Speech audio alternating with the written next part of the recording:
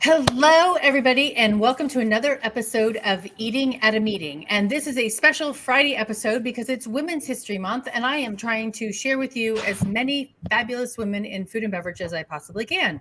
And today with me is Chef Karla O. She is the chef owner of Bo.ka.do Scratch Kitchen in Puerto Rico. Hi, Karla. Hi, Tracy. How are you? I am good, thank you. And I told you this, and I told you this, and I posted it in when I described the session today. Is that I put it out there on the Instagram, and saying, hey, who do you want me to interview for HERstory Month, as I call it, and everybody was like, you've got to interview Chef Karla O. And I'm like, oh my gosh. So I'm so glad that we found you. And I read some stuff about you in Forbes and then on the PBS video that you did. So I'm so glad that we were able to connect. I am Uh, super grateful for this. Yes, thank you so much. So you have a restaurant, Bo.ka.do, in a farmer's market in Puerto Rico. Tell us about how you got there. And I love the story that you were telling me before we went live. Okay. So, about 8 years ago, had this. Well, it was more than it was like 10 years ago. I had this dream of having a restaurant, and I was very ill. So all I did was, write about it. And life changed, and things were able to fall into place. For it to happen. So I stepped into this new life, leaving behind my life in Florida. And then I moved to Puerto Rico, which is actually my hometown in Mayagüez, where I do have the business in the farmer's market. And I came here and I just fell in love with the space. And I said, this is where I would have a vegan restaurant, if anything. I have the best sourced local produce and a great ambiance. So here we are. Well, and you were telling me before we got started that you didn't intend it to be a vegan restaurant. No. Well, actually, I wanted it to be a vegan restaurant, but I never intended to put the word vegan in the title of it or in the name of it. I wanted just to be a restaurant where people would come and just eat, and it didn't matter. And it worked out that way. 94% of the people that do visit us, they're not even vegan. So it's an amazing thing to watch. And so they're just coming because they've heard it's great food then. Yes, it's great, inspired food. It's creative cuisine, beautiful, beautiful local produce. But I do give you this tour around the world from a farmer's market in downtown Mayagüez in Puerto Rico. So you do have Indian food and Thai food and Creole food and French food and Italian food and all these things happening, and you don't even have to get a passport. And you're using all local ingredients. I think you told me like 80% of what you use Yes, is from the farmer's market right there. not only the farmers market, but also local growers and agricultures. I do have my favorites, of course, that have been able to supply me with food throughout all these changes, even post Maria, Fiona, and all the other things, pandemic, and throughout. I've kept those relations close. Wow. So Hurricane Maria, would you say Fiona. Fiona, and the pandemic. You Yeah. survived all of those things. And the earthquakes that we went through Oh, and all these things that happened in the meanwhile. So right. we've thrived within those circumstances. That's fantastic. Now, how many covers do you do a day? And you're when are you open?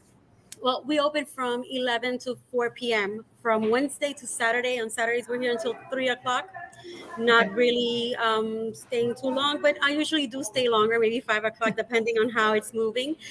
Right at this point, like I'm losing count. This week has been an amazing week, and we can do between anywhere 25 on a slow day to maybe 100 on a good day. And Wow. it's Okay. crazy, and I love the chaos of the kitchen.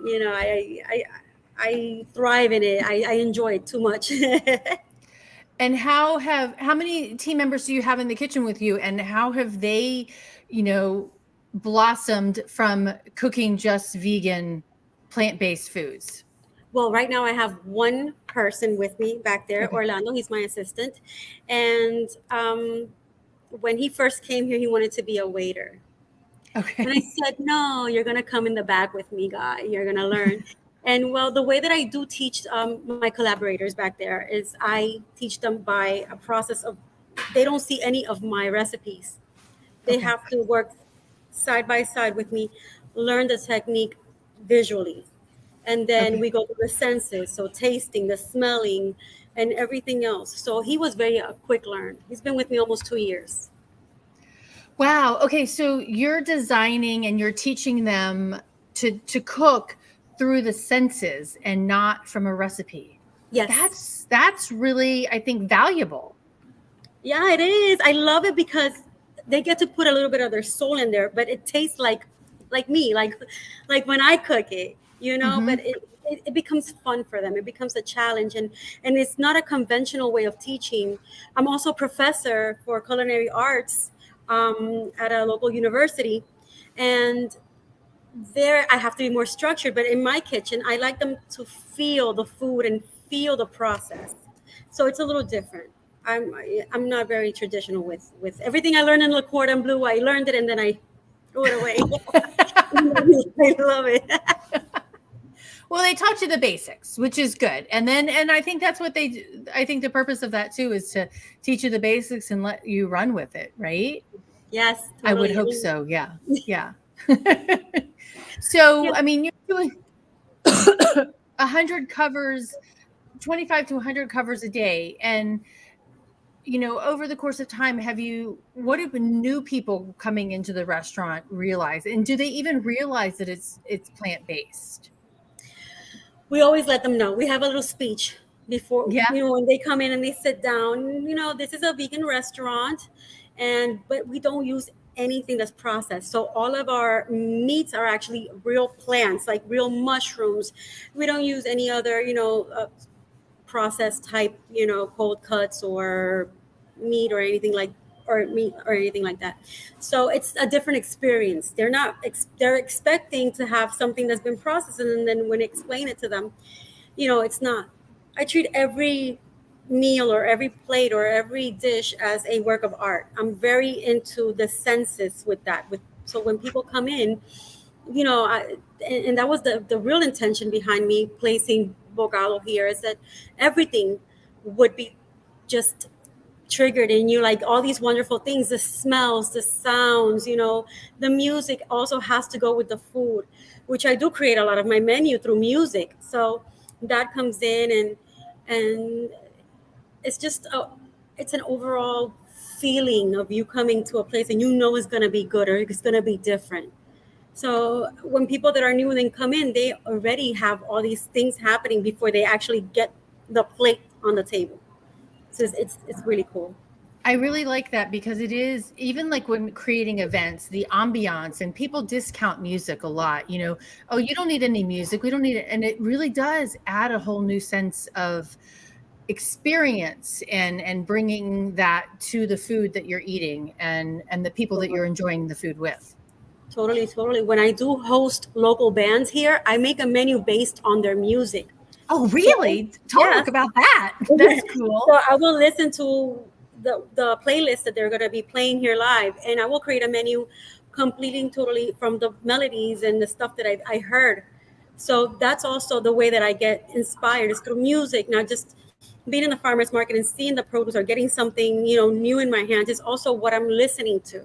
So I do a lot of that, and now I'm trying to teach my collaborators here a different technique. So now we're using more of our hands, not just in the cutting motion, but when we're mixing, and we try to feel how the fibers of the product is and things like that. So it is a sensorial, thing, not just for the client, but also for the staff and for the way that I cook here. That and I think that's a whole nother thing that you've seen it in movies, I'm sure, when they're talking about getting your fingers into dough and moving that around. And it really, I think I love that of what you're doing because it teaches them a little bit more of even connecting with the food that they're making. Totally. And that's really important. That's something that has been lost along the way. And Hmm. eating is a very, very personal thing. And when you come to spaces like this, which I enjoy eating out, but I really don't get to do that. I don't have the experience that I provide for my guests here. So it's kind of a letdown. Over here we have a really good customer service, rating, and the food is great and the ambiance is great. So it's a wholeness about, the experience when you come to Bo.ka.do. And what I don't have Wi-Fi on purpose, so people get to connect. I like to show people who I am so they know that what I'm bringing to the table as the person that's cooking most of their meals is a person that has knowledge. It's not just, oh, she wants to make money. No, no, no, no. That's fine. That's perfect. But I also have great knowledge and great love for what I do. And I want you to meet me. So when you taste my food, you're like, I get it. I get it. This is her. This is the love she puts into the food. This is her knowledge. This is the intention for the food. That just warms my heart. And the name of the restaurant, Bo.ka.do, talk about what that means and then how you changed it. Okay, so Bo.ka.do Scratch Kitchen is the full name of the restaurant. Bo.ka.do means small bite, but in Spanish, it means small bite in Spanish, but it's spelled with a C. I broke it down, Bo.ka, because my name is Karla with a K, and then finished it off with a dough. So you're actually eating a little bit of my story, of who I am as a person, as a chef.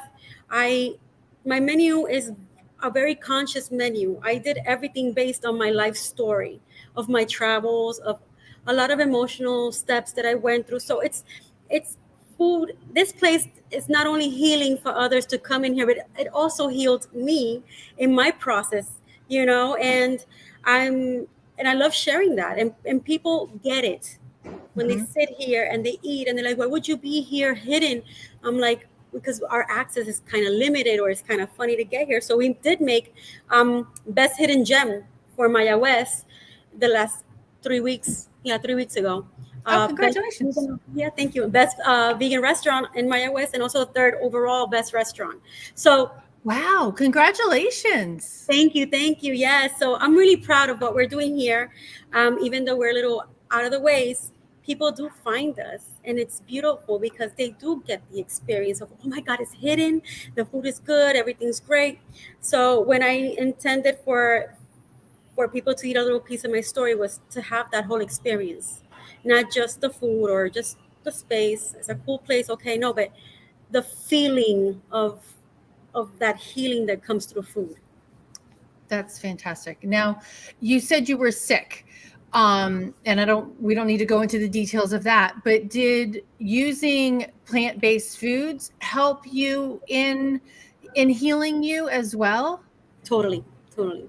When I decided to go vegan was because I didn't find any help with traditional medicine, or conventional medicine actually, and so I started going to different type of natural doctors and learning about it, and not through the internet, but mostly through books, because I'm a big reader. I rather read in a real book than in the internet. So I started getting all these beautiful vintage books, and then started learning about the diet and then the lifestyle later on. And then I just made the connection, and I healed myself through that. So it was an amazing journey with that too. I bet. Yeah, 'cause there's lots to learn about food and what it can and cannot do for us, or what it can do for and can do against us. I guess I should say, yeah. Hmm. Okay, so you've been around for 10 years and you mentioned the hurricanes and the earthquakes. And in the PBS segment that you were on, and I will share that with people. I've got to get it real quick, get that link, I'll share it with them. But the highs and lows of owning a business. Can you talk about that? Sure. When I first started, I was one of the first people that I really that I had knowledge of doing something at this way. Vegan food, yes, it's here. It's been part of diets because of religious reasons and other factors, but fun, creative, upscale vegan food, that is not something that you would find here easily. Little niches, and mostly on the east side of the island. The west side of the island, there was a lack, but I didn't create the restaurant because of that lack. I created because I didn't have a place to eat. So I Okay. figured if I didn't have a place to eat, there must be other people. But educating people about conscious eating and the vegan, lifestyle has been a very challenging experience for me. At least at the beginning of my journey with, maybe the first 3 years. Mm-hmm. I've, even though I created Bo.ka.do almost over 10 years ago, it's been running a total of 5 in the between of all the pauses because of all the external situations with pandemic and the Mm-hmm. hurricanes and such. And that's it. That would be the lowest. All the interruptions. We have a lot of interruptions here in Puerto Rico. A lot of light outages and a lot of water outages and a lot of, Mm-hmm. sometimes there's not enough product because we sometimes get food from outside and mainland, and it's frustrating to see that. And you just roll with the punches a lot of the time. Or the Mm-hmm. highs, well, the highs are things like this, and people coming in, and I'm having all these wonderful human beings come and share with me, or have a birthday party here, or a baby shower, or just say, guess what, we're pregnant, or guess what, my dog died, can you make something that, oh my god, this food reminds me of my grandma's food, but it's plant-based, which is another thing. I like to play with Yeah. nostalgia and feelings and memories, because that's the way that we connect. Mm-hmm. Grandma's cookies, grandma's cooking, mom's this, mom's that. It's food is feeds the soul, is a connection that we make with our loved ones, but also the world we live in, if we have good experiences with it. So I like to also make sure people have that experience. That's probably very meaningful to everybody, who eats there and participates in those kinds of meal functions, because I think it does. Food is so much more powerful than we take it for than we consider it on a daily basis, right? We eat breakfast, lunch, and dinner, and if you're at an event, you eat breakfast break, lunch break, dinner. It's just a standard thing, right? And Mhm. I like the fact that you bring all of those different things to that meal, because it's when we share a meal together, we really do, you know, are able to build relationships with each other. Totally, totally. So, what words of wisdom have you received from, other women in your life, mothers, grandmothers, aunts, friends? I have a wonderful support group of women and men, vegan and non-vegan people. I have, it's an amazing thing. I'm very blessed. I can say that for sure. I've had my aunt, who's also an entrepreneur here in my OS. She's always my biggest fan. My mother as well, and they always, just go forward. Just keep doing it. Don't worry about anything else. I also follow my instinct a lot. I have a lot, even though I have great people that always have my back, I also have my back. So I Hmm. feel, that as long as I do what I do for me, and I don't worry about anybody else, I don't believe in competition. I don't believe in looking to the side to see who's doing what, because I'm so hyper focused on what I can do best next, that I don't have time to outside source anything. So I'm always, you know, looking at my dishes, at my notebook. I have notebooks everywhere, because every time I get an idea, even when I'm sleeping, I wake up and I'll write it down the next day. There's something on the off menu, like, what happened here? How'd you get this idea? I was sleeping, I woke up, and that's what happened. That's very cool. Now, do you have any sheroes, female heroes that you look up to, and how has their work shaped what you do? I'm gonna tell you a funny story. I Okay. love Julia Childs. And Okay. when I was a little girl, I grew up watching PBS. Like, everything PBS was my favorite thing in life. So reading Rainbow, Bob Ross, Julia, Childs, I was just so into that. And I learned to cook through her. This is why I didn't make the connection until later on. So she was also a La Cordon Bleu graduate, but I Hmm. was walking through life not making the connections. And then when PBS came, I Ah, accepted, but I didn't make the connection. And so when I sat with it, and I think it was like 3 months ago, I'm talking to my daughter, and she was like, "Mommy, I'm so proud of you. I have 4 kids." So she was like, "Mommy, I'm so proud of you. This." And I was like, "Yeah, PBS, I think is the most meaningful to me because I learned to cook from Julia Childs." oh, that makes me cry. So the connection was there. So it was like a full circle thing Uh-huh. where I had an idol growing up. I went to school where she went to school. I didn't make the connection. It just was in me already. And then I'm on there like she was on there. So it's, she's my shiro. And I have a lot of women in my life who are amazing entrepreneurs as well. Like, Frances Gonzalez from Vegan Wines. I admire that woman so much. And, along the way, all these people that have come through, which I'm just grateful to have that connection with. But yeah, Julia Childs and that whole thing is, forget it. Oh no, that's a great story and a great connection. How okay, I'm going to come back to one question in a minute, but you mentioned vegan wines. So do you serve vegan beverages with alongside the food? Right now, I can't. There's a Okay. law where I have my restaurant that does not allow me to sell alcohol unless legislature can fix it for me.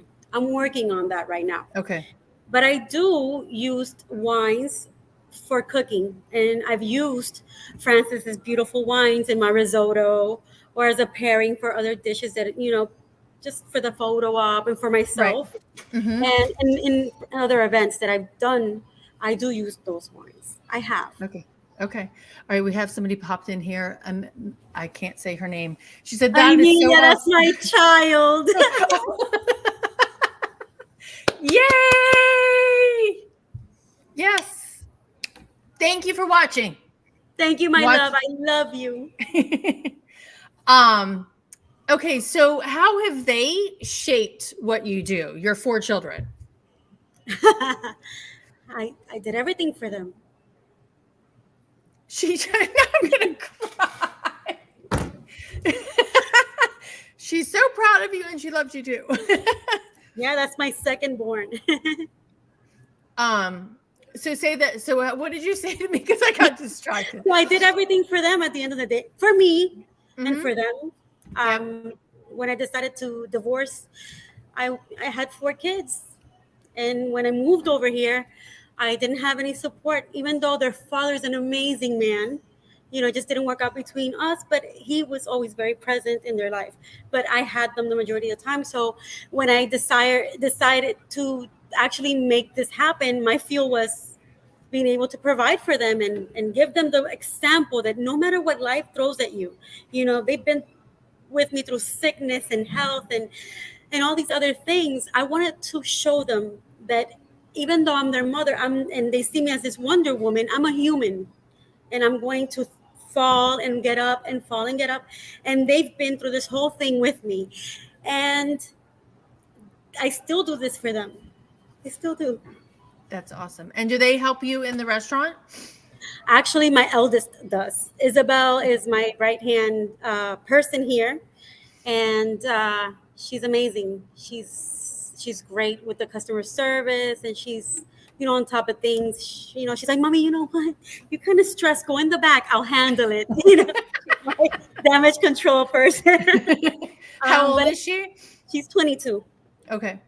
Yeah, Awesome. Amelia, she's 18, and Diego, they live in Florida.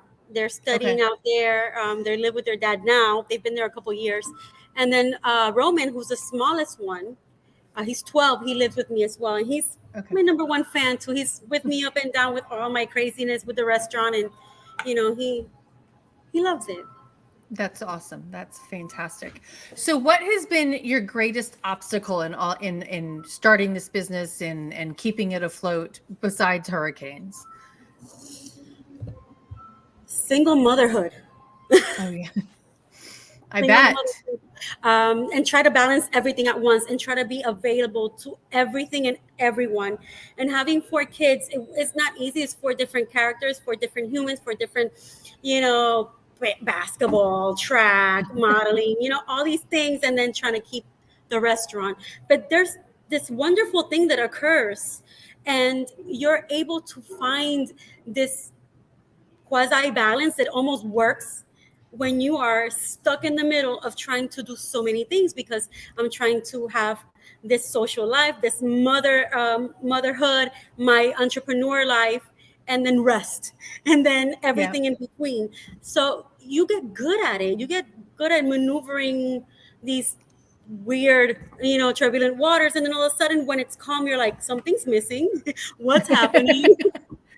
But it worked out for me. And then I made a priority to rest when I was tired versus or pre being extremely tired, so that I can be a better human, to everybody around me.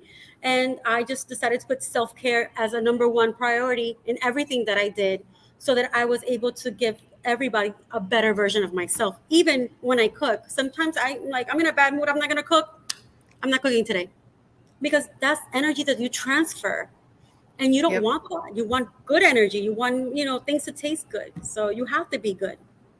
Oh, that's a great message across the board for anybody, whether they're cooking or, producing an event or, just hanging out with their kids. That's a really, really important message. So how, being a woman in the food and beverage industry, restaurant industry, how has that been? And especially on an island, right? I mean, it's very male centric industry for the most part, and you're a chef running your own restaurant. So how how has that been, and what do you see for women in the industry going forward? I have been in this industry for 25 years. I've seen the best and the worst of how women have been treated throughout. And I've been bullied by men. I was locked up in a cooler when I was working at Wow. this 5-star restaurant. I became the first woman to hold a position as an expediter in a very old restaurant, and I would get my tools hidden, or raw meat that looked like a certain body part just dumped on my station, and all these things. But I worked really hard, and I made sure that I always led with respect, even if I knew they didn't like me because I was a woman. And then I dominated that because they saw that I would not lose my cool. So I always, tried. What worries me is not only is it male dominated, but also a lot of women in the industry don't support each other. And that's something that we're seeing now more than ever. When we're such a small group, we should be having each other's back, but it feels like they're all competing one against the other. And that's not how it works. I feel like if we do collaborate, we're able to have this voice that is firm and powerful within our field. And when I first moved to Puerto Rico, I faced that a lot. Oh, you're not really a chef, you're just somebody who plays with vegetables. And I was like, okay, I play with vegetables, thank you for that. And I didn't go against what they were saying. I just kept working hard and letting my work show that I was, and that's the thing. I constantly proving myself to the point that at this point I don't care anymore. I just show you my work, Uh-huh. and that's it. And how far I've come in the last 8 years, especially with, I was recognized as entrepreneur of the year for the Plaza last December. So there's, the Forbes thing, the PBS thing, the other things that I have been acknowledged in throughout my career since I've been here. So I'm very proud of it, and I'm humbled by the experience, because I have to recognize that, I do work hard, but the intention, without action is just a wish. And I didn't want a wish. I wanted to manifest the real thing. And I think I've been, good with that. And if I can show that in the industry, and more women that do join see it, they're going to want to be collaborators versus competitors. And that's what we need, collaborators. Because what I do, you may not do the same way, but it's useful, that transfer, that Hmm. transfer. And yeah, this industry is full of men. Yes, it's full of machista, mindset. But you know what? Let it be. Let us play with food, and let us eat it, and let us show the world how great it is to be in a kitchen, and and how to work through all these obstacles, but in a cohesive way. Mm-hmm. That's a really important message, and I need to introduce you to Lindsay Offsasek, who is my guest on Monday with the Lee Initiative. So I'm going to definitely make sure that you two are connected. Oh, cool. Thank you. And even Randy Weinstein, who was on a couple of weeks ago with FAB, Females in Business, and helping women succeed in the food and beverage industry. So I definitely connecting the three of you together. How in the title of this is like using your vegan restaurant to educate and empower others. So how do you feel that the food and beverage that that you're cooking is empowering the community that you're in and connecting others? So I'm in a farmer's market. Mm-hmm. I think I'm in the best place. When people come here, they ask me, where do you get your produce? And I tell them, well, downstairs. And this is my favorite spot to buy it at. I'm making these beautiful connections between my clients and the people that are downstairs. They're connected in a way that maybe you don't get that connection through going to a supermarket per se. Mm-hmm. You make these connections with these people that are vendors, and actually the next week when you come back, he's like, hey, guess what, I thought of you and I got a little something extra that maybe you might like. And then you create these relationships, and that's how we are. I feel like we're also empowering, because human connection is lost through a lot of social media connections and all these things, and we get to connect, but we're far. Here we are sitting down, we're eating, and we're meeting each other. There's days where I don't have Wi-Fi here. So when my clients come in and maybe somebody's talking to me at one table, the other table overhears it, and all of a sudden the whole restaurant hears it, and there's a big conversation happening. And then you're creating, oh, really? And you sell this or you do that? Oh, that's great. I do this. Here's my business card. So we're empowering these people to make that human connection again. Not only, through that one-on-one, but when they're eating, oh, what are you eating? What's going on over there? And they're like, oh, this is great. You have to try this. And tell her to give you the secret sauce in the back. It's not on the menu. And then they tell on me, and I got to go get the sauce and all that stuff. And then they create these little bonds. And it's beautiful because it becomes almost a place of networking. So I let people come here. And I guess by me being my genuine self, it allows them to also be themselves and be, a little more free, even if they're eating here for an hour or 20 minutes or whatever, however long they take. So the magic of Bo.ka.do is that connection. It's beautiful through food, through people, through music, through everything. That's so much fun.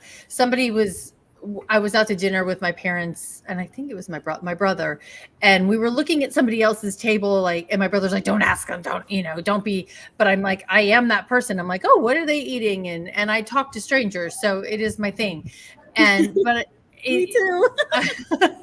It's just fun to see, how they experienced it. And it was funny because that table ended up talking back to us, well, oh, what are you eating? And it was just fun. And they were from out of town, and it made, for some good conversation across the board. And I think that I love the fact that your restaurant does that, and just creating conversations amongst each other.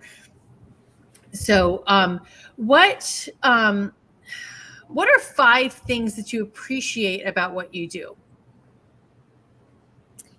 And you don't have to get 5. What are 3 things, Well, 5 things or 3 things. I want to say the ability that I just get to get up and do it. That's my number 1. I get up every morning and I don't work. I play with food and people eat it. And that's the best thing that could have ever happened to me. I get to put myself on a plate and my soul. And most of the dishes that I create, I cry when I'm cooking them, especially when, I see something so beautiful. I did make a cake. It was like an orange and basil cake. And I cried. And I didn't even taste it. It was just this feeling I got from getting these beautiful oranges that were locally grown from Las Marias, and the basil was from somebody's yard that they brought for me, and then everything just came together, and the smells, and I just went into this. So that emotional thing that it creates in me. I'm sure it's transferable to everybody else that tastes it. So I get to wake up and do this every day, and I play with food, and people eat it, and I get to put myself out there in these places. And I'm not fearful that it might get rejected. I think I never have gotten, or maybe I can count on one hand how many plates I've gotten returned, or in the last 15 years of my career. So Right. it's a beautiful thing. I get to share this with people, and I know I'm leaving something behind that I don't know what it is, but I know my kids are going to be able to see and look at mommy and say, "Damn, she did this for us and for herself," and it's a beautiful thing. It's a lot. Yeah. It's a lot of Yeah. things. I could go on and on, but you said 5. That's okay. No, that was perfect. So what was my question? Okay, so I love the fact that you said that you didn't put the word vegan on your restaurant name purposefully so that people can just come in and enjoy the food. So, all right, and now I have like 3 questions from that thought.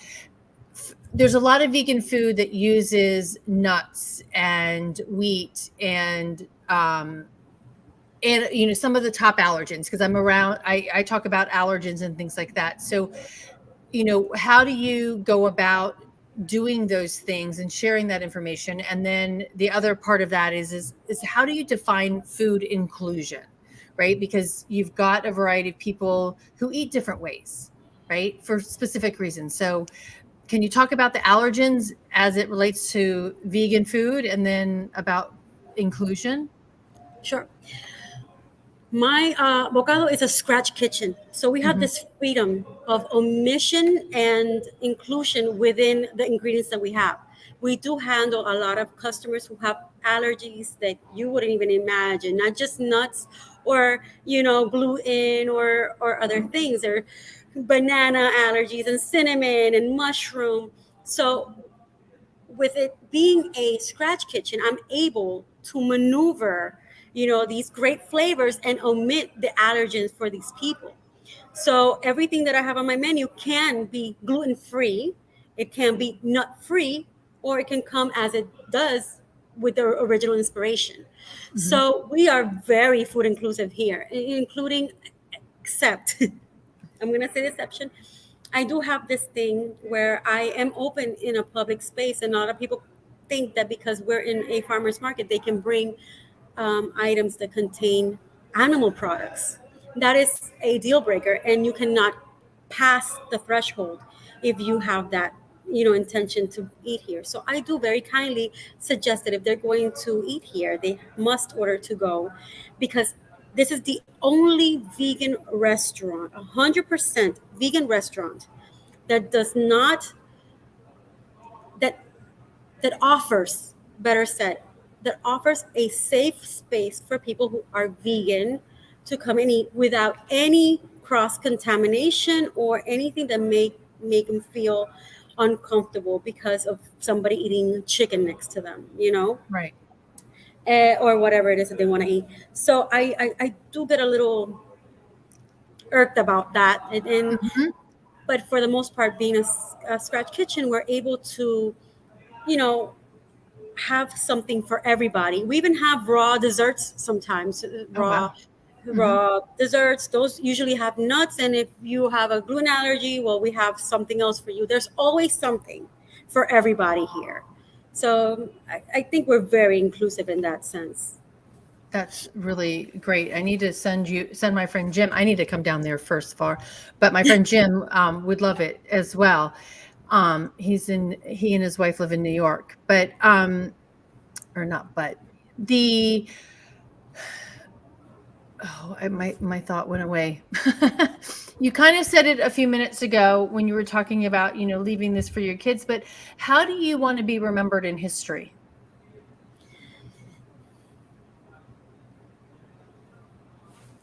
As an agent of collaboration, I live a life of,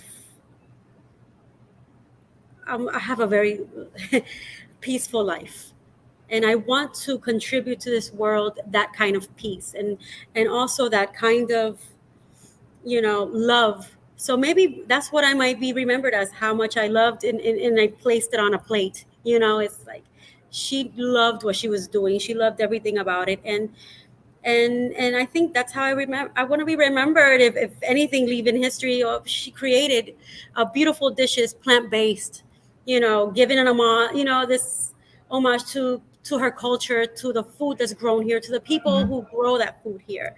So I think that would be where I would stand, especially as a chef, you know, that I was able to translate the flavors of my culture, the flavors of my ancestors, into a totally uh, cruelty-free meal. Using the products that are grown here, using our sazon and our flavor and our adobo and our sofrito, but in a humane, conscious way. Well, I was just going to ask you what does a safe, sustainable, and inclusive food and beverage experience mean to you? But that you just answered it in a different way. I mean, in two of those answers, like you talked about, you provide a safe experience. You work with your local farmers and producers, and I think that is just amazing. And I mean, just a little bit of a twist on that is like, so your farmers that are downstairs, and you said you've got your ones that you work with a lot, they've got your back, but how has working with them downstairs helped elevate them, or, and the value that they feel about themselves and the work that they do? Well, I always give them praise and prize, especially on my page. I let people know this is where I consume, this is where I get my produce. And it might not be locally sourced with this person, but they are very hardworking local people. And I love to make that distinction. So it's not that I only support the local people here, but this is a holistic thing. So I do praise them, and I include them in my menu making, and they don't even know it, but I do walk down the hallways, and I look and I'm like, okay, this is the inspiration for today's beautiful tomatoes, or these beautiful cucumbers, or this malanga, all these beautiful things. And then they don't know how much they inspire me downstairs, but I always make sure that people know that they have the best produce available, and that we're here. That's awesome. Okay, so is there anything else that you want to in like, I forgot the word, you want to instill into others about what you're doing in Puerto Rico? And this is Chef Karla O, and she has a restaurant in Bo.ka.do Scratch Kitchen in Puerto Rico. So if you're going to Puerto Rico anytime soon, you need to go find her in this farmer's market. But what else do you want listeners to know about? This is Women's History Month. So about what you're doing and how you're making history, making your own mark in food and beverage. I was daring enough to create this concept, scared to the bone, scared to the bone. And we as women, a lot of times, we place ourselves in the back burner while we let our husbands rise and take care of our children and all these things. And I think that me taking this huge leap and only thinking in my head, even though I was scared, that it was going to work out, that I had a chance to create the life that I wanted to live, the way that I wanted to live, by putting myself in the front of the burner, and then replacing that front of the burner with me standing in front of the stove and leading it. I think it empowers a lot of women who are maybe too afraid to make that leap. Say, no, but I have little kids, or I have children. Listen, I have 4 kids and I did it. I went to law school and I ditched that too. And I went to go, to cook, because my passion has always been in the kitchen. So sometimes the biggest gift is on the other side of fear. And sometimes you got to say, hey, fear, let's be best friends and let's make this leap together. So I think that that's something that we as women should, focus on. It's okay. We have fear in the decisions that we make. A lot of times, fear of what people are going to think of us, what our children are going to think of us. But let's just work with it and see how far we can actually go, and maybe inspire our children and other women around us to take those leaps. Holy moly, woman. Chef Nina Curtis, thank you so much for tagging Chef Karla on Instagram. And somebody just made a comment. Let's see what that comment is. Oh, yes. Amelia, please ask questions. Type them in the chat there. Yeah, go ahead. We got plenty of time. We could talk for hours. And just so everybody knows, Amelia is Chef Karla's daughter, so she's asking questions, but you do have to type it into that Facebook chat so that I can bring it up onto the screen. Okay, so while we're waiting for her to do that, what did you, because you said you watched Julia Childs, when you were growing up in PBS, did you know then that you wanted to be a chef? What did you want to be when you grew up? When I was a little kid, my first memories, I wanted to be a gynecologist.